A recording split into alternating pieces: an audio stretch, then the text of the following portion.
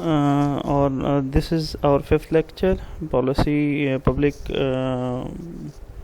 policy formulation, implementation, evaluation, and it's its first part. So in this we like in any while pursuing any policy in any society, you need to have three steps. You need to do three steps. The first one is policy formulation, and then to implement it, and then to evaluate it. Policy formulation means कि policy आप बनाएं और बनाने के बाद उसको execute करें, implement करें. इम्प्लीमेंट करने के बाद उसे एवेल्यूएट करें, देखें कि आया वो फ़ायदेमंद है कि नहीं है. And policy making involves deciding structure, aims and the means of plans, and the issues related to the administration, including the plan of implementation. Now we will come to the important organs of policy making, and now we'll discuss that the policy making is something in which a lot of states institutions are involved. So first of all, we'll mention the important organs of policy making which are involved. The first one is constitutional framework for policy making. Second is legislature, judiciary, and executive. Now we'll explain these organs one by one. So let us start from the first one. So the first one means Constitution specifies rule for the recruitment of authorities and their role in making policies. So Constitution gives you the base. Constitution gives you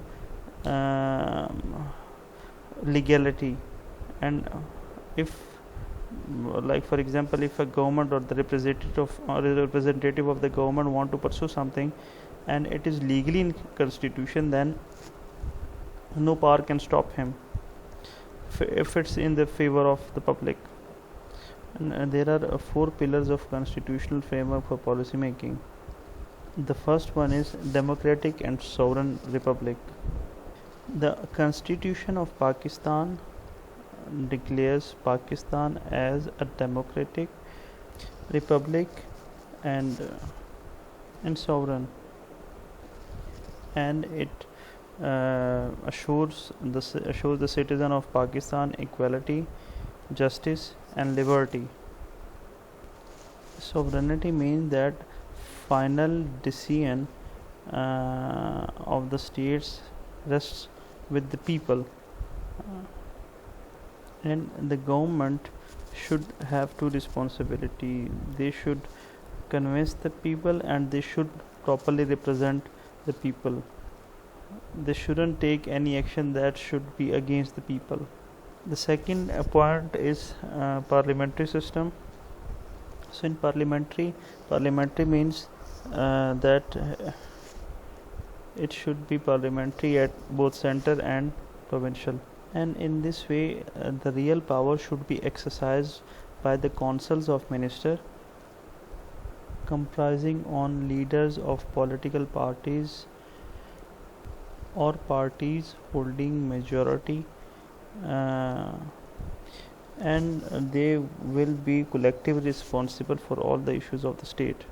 And in all this process, the competent authorities, the competent people, experts should be brought at front so that the issues will be addressed smartly.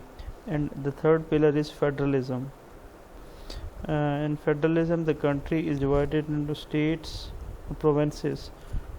It is a form of government in which the provinces have their own government, but the center is more powerful and have influence on the provincial governments. The main power rests in the federal, whereas the rest of the power is being shared with the provinces.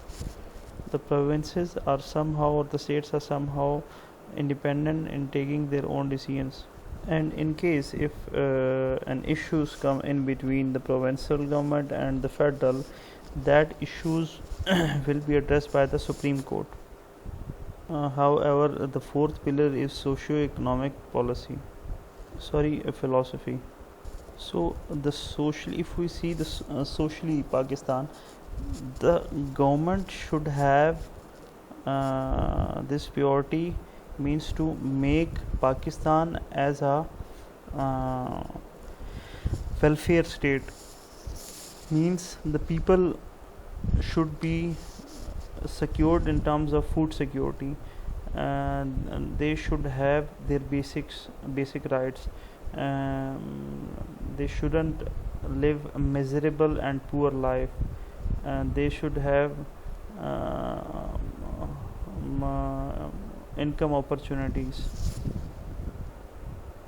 The basic principle of economic policy are rational distribution of ownership and control of material resources and avoidance of concentration of wealth. Now, second option of policy making is second organ of policy making is power in legislation. The parliament in Pakistan makes laws, policies, and legitimizes the decision of government. Its primary role is that of vetoing regulations and influences. It helps in determination. It helps in determination of some of the policies. And one thing I would clear over here, that every single policy doesn't require legislation.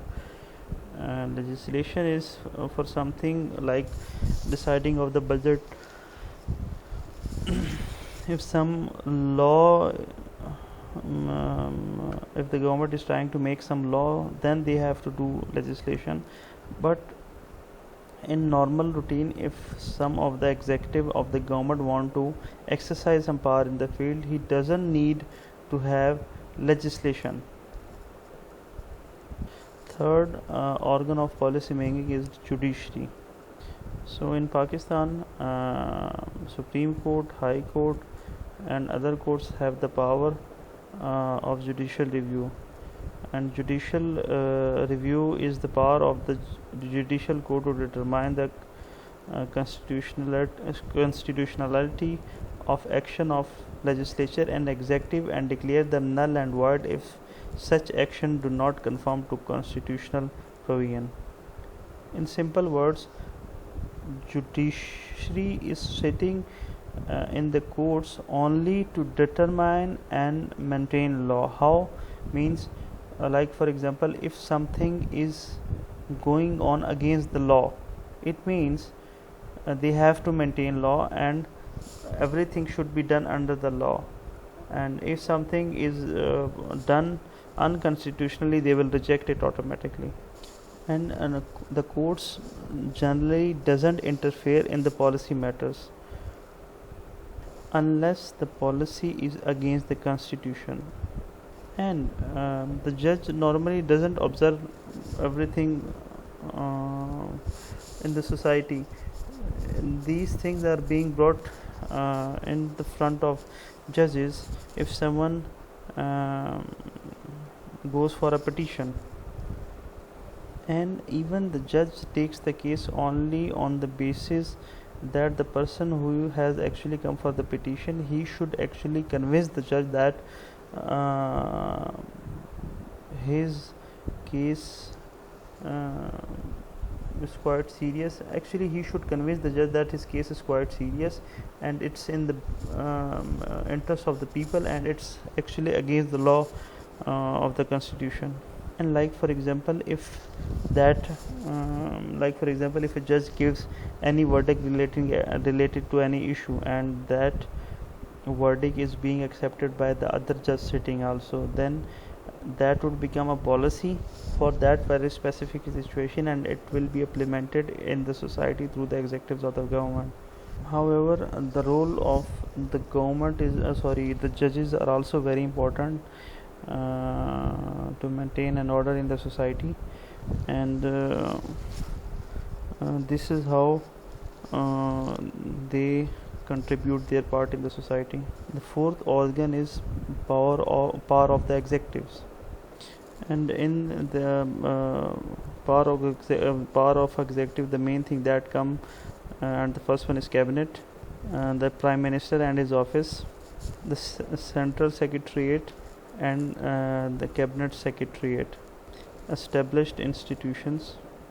So here it is enough for today's lecture, and I guess you would have got it, and thank you so much. अगले lecture के लिए फिर मिलेंगे इंशाल्लाह. Thank you. अल्लाह हाफ़िज़.